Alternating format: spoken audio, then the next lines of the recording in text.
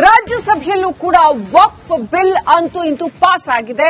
ಇಡೀ ದೇಶ ಐತಿಹಾಸಿಕ ಕ್ಷಣವೊಂದಕ್ಕೆ ಸಾಕ್ಷಿಯಾಗಿದೆ. ರಾಜ್ಯಸಭೆಯಲ್ಲಿ ಏನಾಗುತ್ತೆ ಅನ್ನುವಂತ ಕುತೂಹಲ ಇತ್ತು. ಈಗ ರಾಜ್ಯಸಭೆಯಲ್ಲೂ ಕೂಡ ಪ್ರಧಾನಿ ಮೋದಿ ಅವರ ಮತ್ತೊಂದು ಮಾಸ್ಟರ್ ಸ್ಟ್ರೋಕ್ ವಕ್ಫ್ ತಿದ್ದುಪಡಿ ಮಸೂದೆ ಪಾಸ್ ಆಗಿದೆ. ವಕ್ಫ್ ತಿದ್ದುಪಡಿ ವಿಧೇಯಕದ ಪರವಾಗಿ 128 ಮತಗಳು ರಾಜ್ಯಸಭೆಯಲ್ಲಿ ಚಲಾವಣೆ ಆದವು. ವಿಧೇಯಕದ ವಿರುದ್ದವಾಗಿ 95 ಮತಗಳು ಚಲಾವಣೆ ಆದವು. ಸುದೀರ್ಘ ಚರ್ಚೆಯ ಬಳಿಕ ವಿಧೇಯಕವನ್ನ ಅಂಗೀಕಾರ ಮಾಡಲಾಯಿತು. ಪ್ರಧಾನಿ ಮೋದಿ ಸರ್ಕಾರ ಈ ಮೂಲಕ ಇತಿಹಾಸ ನಿರ್ಮಾಣ ಮಾಡಿದೆ. ಇನ್ನು ರಾಷ್ಟ್ರಪತಿ ದ್ರೌಪದಿ ಮುರ್ಮು ಅವರ ಅಂಕಿತವಷ್ಟೇ ಬಾಕಿ ಇರತಕ್ಕಂಥದ್ದು. ರಾಷ್ಟ್ರಪತಿಗಳ ಅಂಕಿತ ಬಿದ್ದ ನಂತರ ಇದು ಕಾಯ್ದೆಯಾಗಿ ಕಾನೂನಾಗಿ ರೂಪುಗೊಳ್ಳುತ್ತೆ.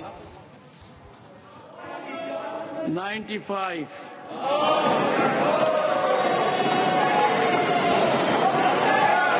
Abstention 0.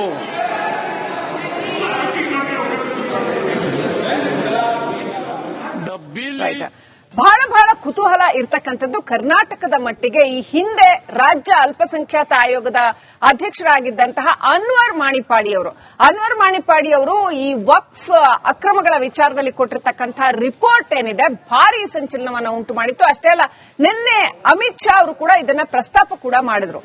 ಈಗ ಅನ್ವರ್ ಮಾಣಿಪಾಡಿಯವರು ಸ್ವತಃ ನಮ್ಮ ಜೊತೆ ನೇರ ಸಂಪರ್ಕದಲ್ಲಿ ಕನೆಕ್ಟ್ ಆಗಿದ್ದಾರೆ. ಅವರೇನ್ ಹೇಳ್ತಾರೆ ಅನ್ನೋ ಕುತೂಹಲ ಇದೆ. ನಮಸ್ಕಾರ ಅನ್ವರ್ ಮಾಣಿಪಾಡಿ ಅವರೇ. ನಮಸ್ಕಾರ. ಅನ್ವರ್ ಮಾಣಿಪಾಡಿ ಅವರೇ, ದೇಶ ಒಂದು ಐತಿಹಾಸಿಕ ಕ್ಷಣಕ್ಕೆ ಸಾಕ್ಷಿ ಆಗಿರ್ತಕ್ಕಂಥದ್ದು.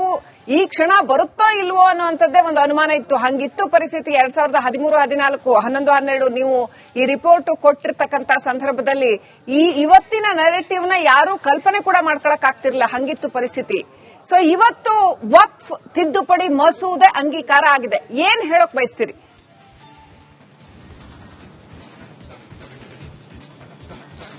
ಬಹಳ ಸಂತೋಷವಾದ ವಿಷಯ. 2012-13ರಲ್ಲಿ ನಾನು ಯಾವಾಗ ನನ್ನ ರಿಪೋರ್ಟ್ ವರದಿಯನ್ನು ಸಲ್ಲಿಸಿದ್ದೇನೋ ಆಗದಿಂದ ನನಗೆ ಯಾವ್ದಾವ್ದಾವ್ದು ತಡೆಗಳು ಬರ್ತಾ ಇದ್ದು. ಈಗಲೂ ನೆನೆಸ್ಕೊಳ್ತಾ ಇದ್ದೇನೆ. ನಾನು ಒಬ್ಬರನ್ನ ಜಯದೇವ್ ಜಿ ಅಂತ RSS ನ ಮುಖ್ಯಸ್ಥರು, ಅವರು ಮಾತ್ರ ಲಾಜಿಕಲ್ ಕೊಡಬೇಕು. ನನ್ನ ಜೊತೆ ಇದ್ರು. ಅವರು ಎಲ್ಲ ದೊಡ್ಡವರು ಮಾತಾಡ್ತಾ ಇರ್ತಾ ರಾತ್ರಿ 11:30 ಗಂಟೆಗೆ ಜಗದೀಶ್ ಶೆಟ್ಟರ್ ಮನೆಗೆ ಹೋಗಿ ಅದನ್ನ ಕ್ಯಾಬಿನೆಟ್ ಮೀಟಿಂಗ್ ಅಲ್ಲಿ ತಂದು ಪಾಸ್ ಮಾಡಬೇಕಂತ ಮಾಡಿಸಿದವರು ಅವರು. ಮತ್ತು ಜಾಯಿಂಟ್ ಪಾರ್ಲಿಮೆಂಟ್ ಕಮಿಟಿಗೆ ನಾನು ಹೋಗಿ ಪ್ರೆಸೆಂಟೇಷನ್ ಮಾಡಿದೆ. ಸಂತೋಷ್ ಜಿ ಅವರು ಮೊದಲಿಂದ ನನ್ನ ಜೊತೆ ಇದ್ದು ಹೀಗೆ ಮಾಡ್ಬೇಕಂತ ಹೇಳಿ ಅವರು ರಿಪೋರ್ಟ್ ಕೊಟ್ಟರು. ಅನಂತಕುಮಾರಿಗೆ ಬಹಳ ದೊಡ್ಡ ಒಂದು ರಿಪೋರ್ಟ್ ಇದು ಫ್ಲಾಲೆಸ್ ರಿಪೋರ್ಟ್. ಇದನ್ನು ಪಾರ್ಲಿಮೆಂಟ್ ಬೋರ್ಡ್ ಅಲ್ಲಿ ಪ್ರೆಸೆಂಟ್ ಮಾಡಲೇಬೇಕಂತೇಳಿ ಆಮೇಲೆ ಅದು ಪಾರ್ಲಿಮೆಂಟ್ ಬೋರ್ಡ್ ಅಲ್ಲಿ ಕೂಡ ಪ್ರೆಸೆಂಟೇಷನ್ ಆಯಿತು. ಆಗಿನ ಎಲ್ಲ ಅದ್ವಾನಿಯವರು, ಸುಷ್ಮಾ ಸ್ವರಾಜ್ ಅವರು, ಇವರೆಲ್ಲ ಇದ್ರು.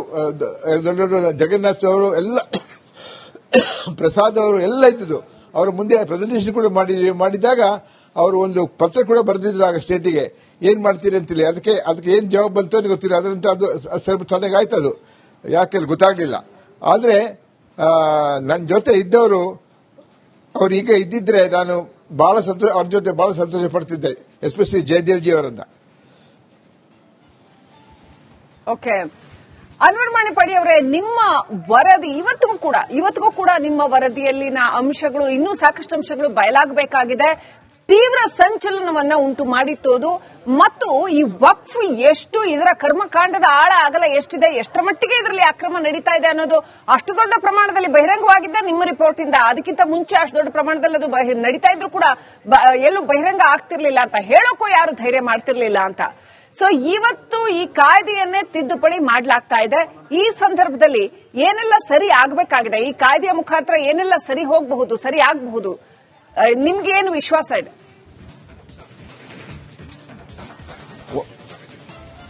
ಒಂದು 1998ರಲ್ಲಿ ಸುಪ್ರೀಂ ಕೋರ್ಟ್ ಜಡ್ಜ್ಮೆಂಟ್, ಮಿಸ್ಟರ್ ಕಾರೇನ್, ಮಿಸ್ಟರ್ ಆನಂದ್ ಅವರು ಕೊಟ್ಟ once a waqf is always a waqf ಅಂತೇಳಿ. ಆ ಆಧಾರದ ಮೇಲೆ ನಾನು ಈ ರಿಪೋರ್ಟ್ ಅನ್ನು ತಯಾರಿಸಿದ್ದೆ. ನಾನು ಅಂದು ರಿಪೋರ್ಟ್ ಅನ್ನು ಸಲ್ಲಿಸಿದ ಸಂದರ್ಭದಲ್ಲಿ 2,30,000 ಕೋಟಿಯ ವ್ಯಾಲ್ಯೂ ಇತ್ತು. ಅಂದರೆ ಸಬ್ ರಿಜಿಸ್ಟ್ರಾರ್ ವ್ಯಾಲ್ಯೂ. ಅದರ ಮಾರ್ಕೆಟ್ ವ್ಯಾಲ್ಯೂ 4-5 ಪಟ್ಟು ಜಾಸ್ತಿ ಇರಬಹುದು.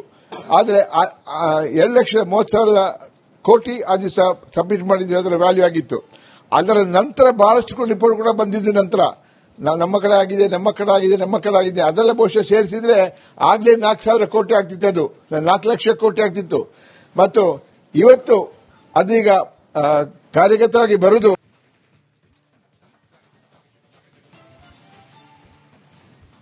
ಮಾತ್ರ ಅಲ್ಲ, ಅವರ ಬೇನಾಮಿಗಳು ಸಾವಿರ ಕುದುರುತ್ತಾ. ಈಗ ಮಲ್ಲಿಕಾರ್ಜುನ ಸ್ವಾಮಿ ಒಂದು ಪ್ರಶ್ನೆ ಮಾಡ್ತಾ ಇದ್ದೇನೆ, ನಾನು ರಿಸೈನ್ ಮಾಡ್ತೀನಿ, ಅದು ಮಾಡ್ತೀನಿ ಅಂತೇಳಿ ಯಾವ ಲೆಕ್ಕದಲ್ಲಿ ಮಾಡ್ತಿದ್ದೀರಾ ಅಂತ ನಾನು ಹೇಳ್ತೇನೆ. ನಾನು ಎಲ್ಲ ಆದೇಶಗಳು ಎನ್ಕ್ವೈರಿ ಮಾಡೋ ಸಂದರ್ಭದಲ್ಲಿ ಎಲ್ಲ ಬೇನಾಮಿಗಳು ಒಬ್ಬ ಬೇನಾಮಿ ಕೂಡ ನನ್ನ ಎನ್ಕ್ವೈರಿಗೆ ಬಂದಿಲ್ಲ. ನಾನು ನನಗೆ ಪೊಲೀಸ್ ಕೊಡ್ತೇನೆ ಹೇಳಿದ್ರು ಕೂಡ, ನನಗೂ ಪೊಲೀಸ್ ಕೊಟ್ಟಿದ್ರು, ಆದರೆ ಬಂದಿಲ್ಲ. ಅವರು ನರಮ್ ಸಿಂಗ್ ಅವರು, ಸೂರ್ಯವಂಶಿ, ಇವರೆಲ್ಲ ಇನ್ವಾಲ್ವ್ ಆದವರು, ಕಮರುಲ್ ಇಸ್ಲಾಂ ಇವರೆಲ್ಲ ಇನ್ವಾಲ್ವ್ ಆದವರು, ಕಮರುಲ್ ಇಸ್ಲಾಂ, ಜಾಫರ್ ಶರೀಫ್, ರೆಹಮಾನ್ ಖಾನ್, ಹೆಸರು ಹೇಳಿ ಯಾವ ಹೆಸರು ಹೇಳ್ತೀವಿ ಅದು, ಎನ್ ಎ ಹಾರಿಸು, name it, they all have got enough and more property belonging to waqf board, that's a government. And 1998 ಒಂದು ಸುಪ್ರೀಂ ಕೋರ್ಟ್ ಜಡ್ಜ್ಮೆಂಟ್ ಏನಂತ ಹೇಳಿದ್ರೆ, once a waqf is always a waqf, it doesn't lose its entity under any circumstances. 10 ವರ್ಷ, 20 ವರ್ಷ, 100 ವರ್ಷ tax ಕಟ್ಟಿರ್ಬೋದು, ಅಥವಾ electricity ಅವರ ಹೆಸರಿರ್ಬೋದು, ನೀರು ಅವರ ಹೆಸರಿರ್ಬೋದು. ಆದರೆ ಒನ್ಸ್ ಗೆಜೆಟ್ ನೋಟಿಫೈ ಆಗಿದ್ರೆ ಅದು ಆ ಸರ್ವೆ ನಂಬರ್ ಪ್ರಕಾರ ಅದು ಖಂಡಿತವಾಗಿಯೂ ವಕ್ಫ್ ಪ್ರಾಪರ್ಟಿ ಯಾವ ಟೈಮಲ್ಲಿ ಆದರೂ ಅದು ವಾಪಸ್ ತಗೊಳ್ಳಬಹುದು ಅಂತೇಳಿ. ರೈಟ್.